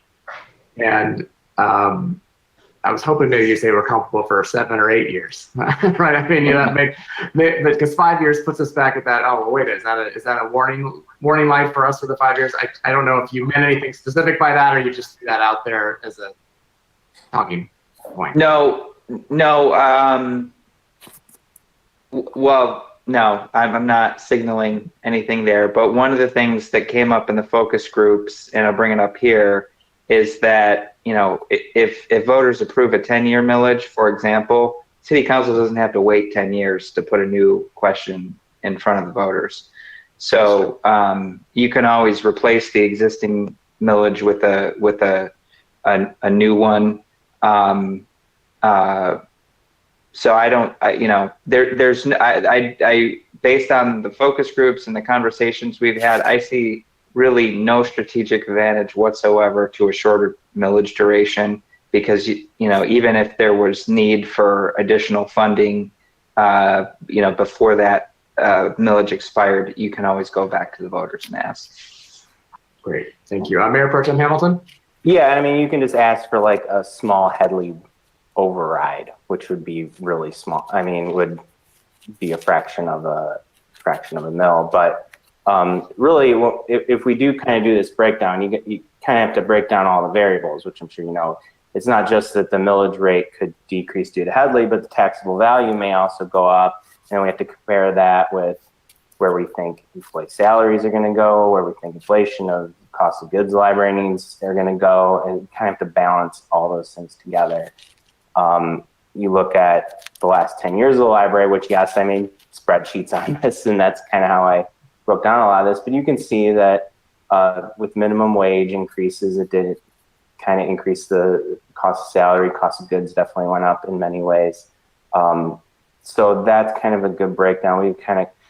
As I said, we have upped our staffing levels from 10 years ago when we were running very bare minimum at every level of our city government.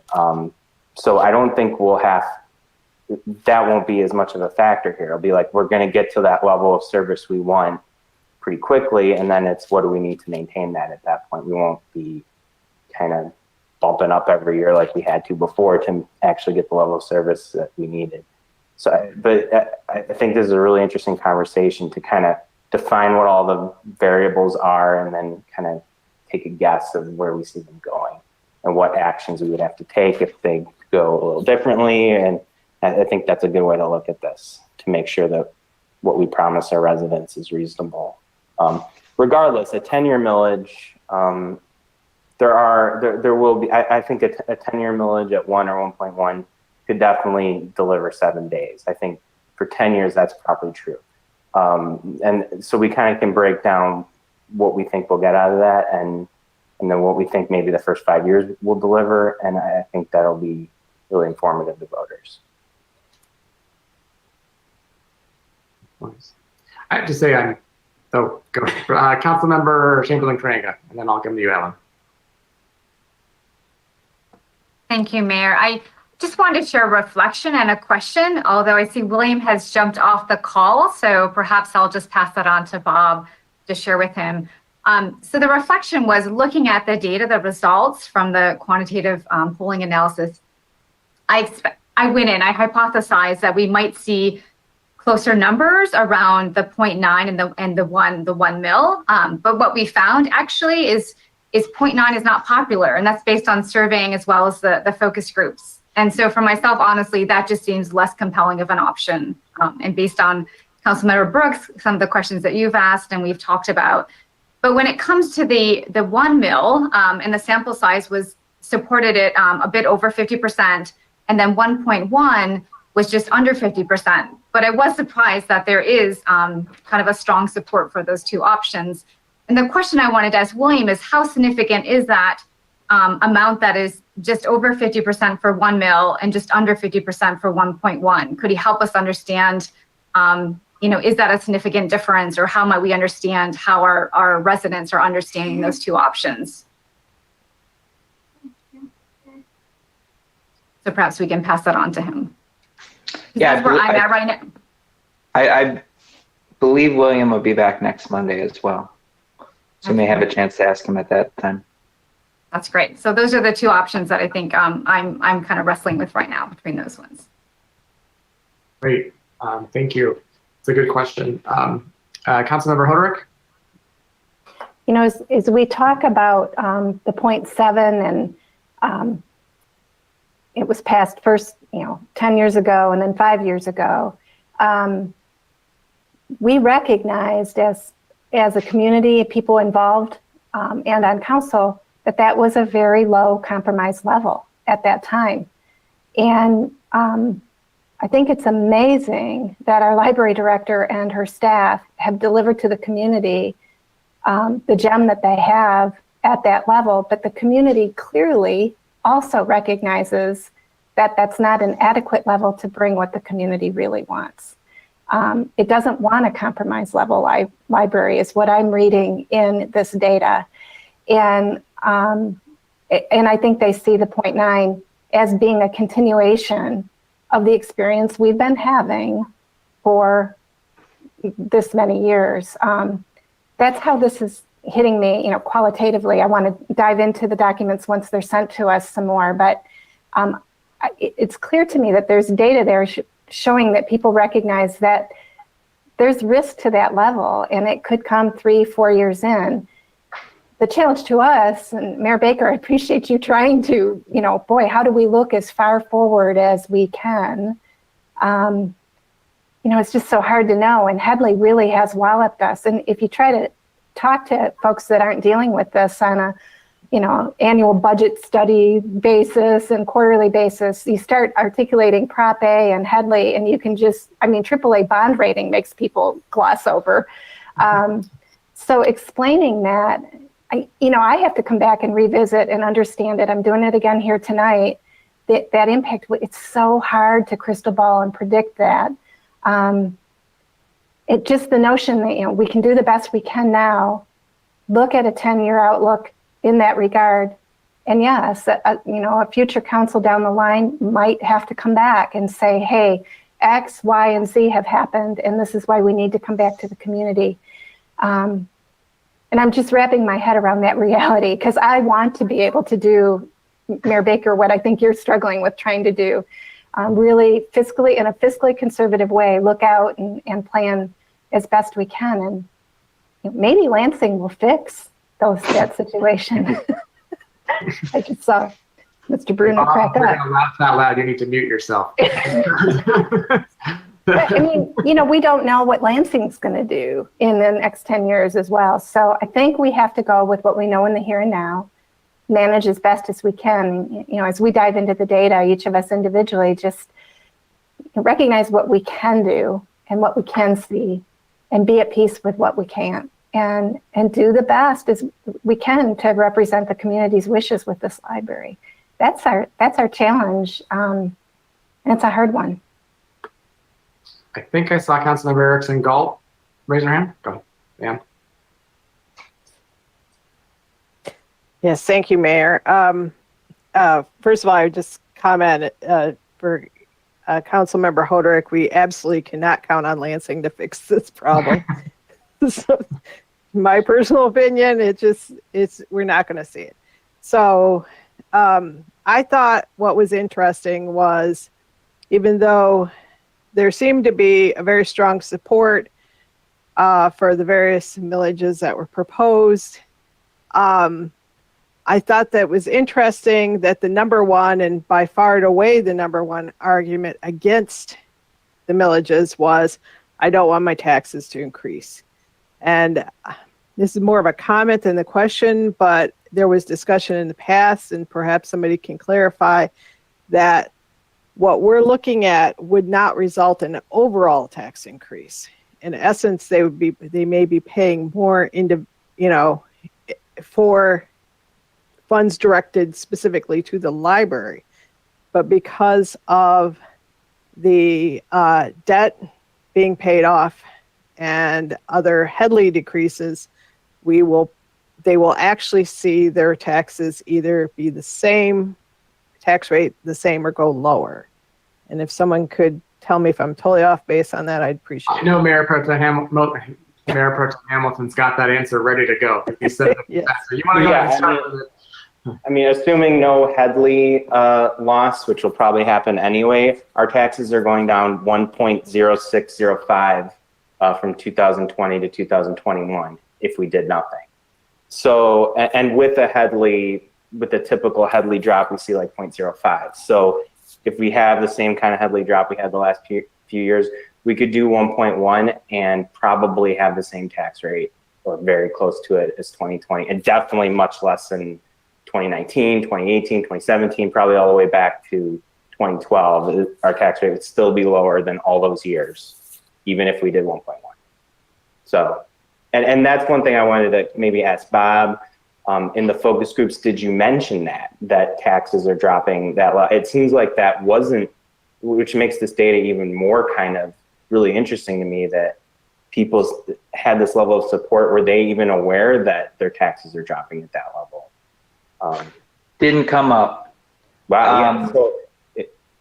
Yeah, to me, that's really fascinating. People are like, yeah, I want this. And they were assuming that this was just bumping it up from 0.7 to whatever, and without even factoring into that we're dropping anyway. I'm pretty amazed at that. I'm pretty intrigued by that. But yeah, even the 1.1, we're likely talking probably just about the same rate as 2020.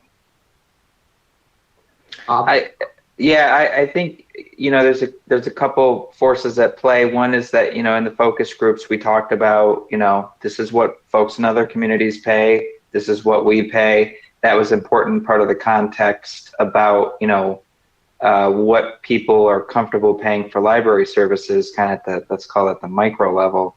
But then looking at the overall tax bill, because it's July, right? People are writing that check and they write it out to City of Troy.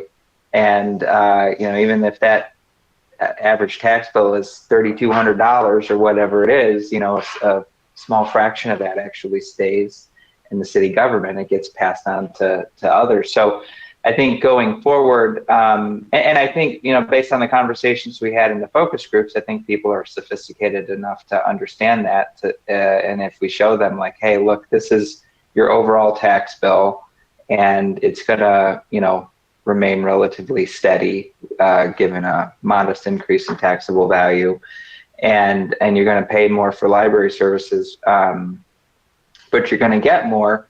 That's a proposition that people felt pretty comfortable with, and I think part of the way you can think about that is that people are buying what the library is selling. They want it and they want more of it, and they're willing to pay more to get more. And you can't say the same thing about a lot of other city services, unfortunately. If you're receiving services from the Troy Fire Department, you're probably having a really bad day. And, same thing with the police department and that sort of thing. So the library services, it's much more like those subscription services, and, people are willing to pay more to get that. Councilmember Erickson Galt, were you finished at this point? Yeah, that was my only comment / question is that I think it's very important as we go forward to emphasize to people that even though they are willing to pay more, effectively, they're probably not going to be paying more, or if they're paying more, it's going to be very marginal. So I think that's important because that basically, that addresses the main opposition to this. So you need to get that information out. I saw you raise your hand, Councilmember Brooks, but as a follow-up to that, Mark, when you were talking about projections for property taxes, they're already locked in. When you said that 3%, was that for next year's taxes, or is that where we are? I didn't understand where we were. Because my question is, sometimes also the confusion is your rate may be staying the same or decreasing, but your property value went up, so you are actually paying more dollars wise. So that also becomes an issue that needs to be clarified if we get to that point. But Mark, you can answer if you wanted to. But. Yeah, I can, Mayor, Council. So the current fiscal year we're in, our property tax revenue is locked in. It's not going to go down. And if people don't pay their taxes, we'll be reimbursed by the county. So what we did is when we did that forecast of how COVID was impacting us, so we projected next fiscal year that our overtaxable value will go down 3%. And then that's what I remember. I'm not sure what that equates into dollars. So that would be for the next fiscal year starting July 1st. And once again, that's just a projection. We'll see as we get closer, we can give more solid numbers. Mayor Pro Tem Hamilton. Yep, thank you. Is that 3%? You're saying assessed values are going to go down 3%, or the actual taxable value is going to go down 3%? Because we have such a assessed value and taxable value have almost like a 20% spread right now. So it's like even if assessed go down, taxable is still going to do its normal inflationary bump unless you're projecting much higher losses. Yes to both of your statements. Yes, it was for taxable, and yes, taxable needs to come down, assessed value needs to come down to taxable value, and then that's when we would start losing revenues. And so there is space between those now. Right. So there'll be room for taxable value, assessed values to get to taxable value, and then they would both go down together. Right. Thank you. Thank you. Councilmember Brooks, I saw your hand go up earlier. I don't know if we talked you out of your question. But Well, I was just going to kind of add to what Councilmember Erickson Galt was saying and just say that it would be great if we could convey that information with our infogram about the overall tax rate so that, our residents have kind of a full picture of everything. can I ask a question for City Clerk Dixon? And I might be something you need to get back to, but do you have the general idea of what it costs to send out a mailer for the the fact-based FAQs? Meaning if we wanted to do more than one because we felt it was important. Do you know? If you did. If you don't, it's okay. You can email us later. I want to say if you do households, it would be around $10,000. That's most of it, the postage. Okay, for mailing. Okay, just curious. What? Go ahead, Councilmember Brooks. Thank you, Mayor. What about like emails, or do we do any other sorts of pushes with email or social media as well with information that might be more cost effective? City Attorney, well, I was going to say City Attorney Bloom, are we restricted again? We talked about this a couple meetings ago, but would you just give us a reminder again of what the city can do and can't do? Yes, thank you, Mayor. Yes, it has to be neutral. So you have a variety of different avenues of using city resources, but whatever you use city resources for, it has to be neutral. So it cannot be either in favor of or in opposition to a ballot question. But so then, go ahead, City Manager Miller. I was going to refer to Assistant City Manager because he has staff that can deal with social media and those types of. Yeah, I was just, during the focus groups, we heard people get information through email and social media and all those channels. So I anticipate we would be sharing neutral information about the library millage through all those normal channels as well. The direct mail was one of the things that we heard that, the city doesn't do.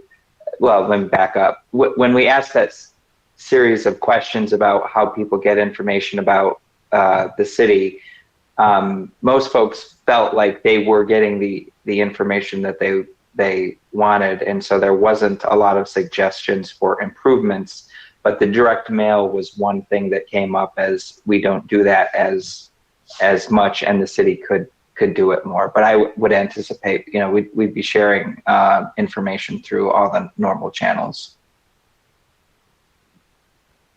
Very good. Does that answer your question, Councilmember Brooks? Yes. Mm-hmm. Councilmember Erickson Galt. Yeah, I have a hopefully short follow-up to that. Although the city has to put out content neutral information, what restrictions are there on individual council members in terms of what kind of messaging they do through social media or so forth? That looks like a City Attorney Bloom. I think that's a question directed to me. And so as long as you are not speaking on behalf of the city council, as long as you are speaking on behalf of yourself individually, and you are not using city resources, then you all have your First Amendment rights. Thank you. Okay. Other questions, comments, discussion items tonight? I know we're what time? 9:45. We're doing okay. I'm not seeing any hands jump up.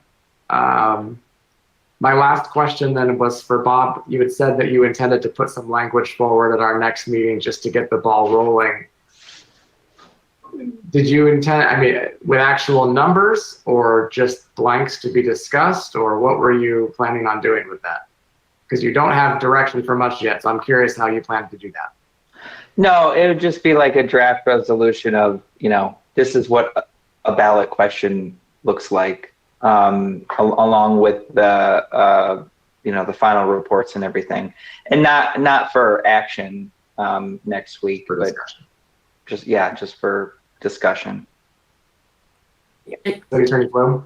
And just, again, I've not talked with Mr. Bruner or the rest of city management yet, but it's possible that we can provide more than one option for you as well. So might be more than one option, and then you guys can give us direction at the next meeting. Okay. Mayor Pro Tem Hamilton?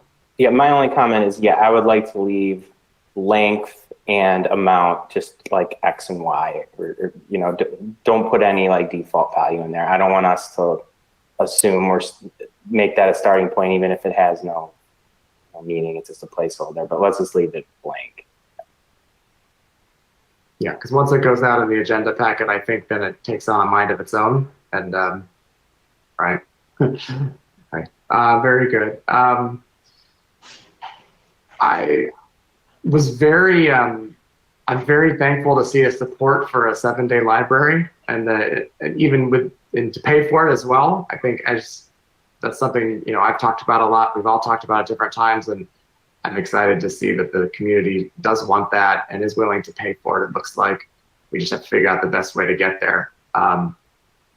With that, is there anything else tonight that anyone feels we need to get out there on the table?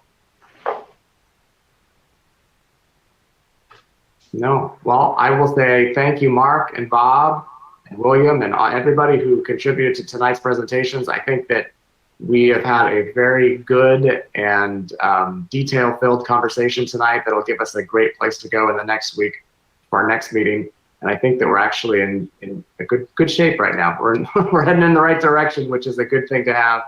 And I thank you very much for taking the time and putting so much into this. And Bob, especially you not having been around for previous villages and coming into this. And I know you've been very willing to listen to all of us and to learn about past issues and things that have gone on in the city. And I think that's played a big part in getting a good product now. So thank you very much.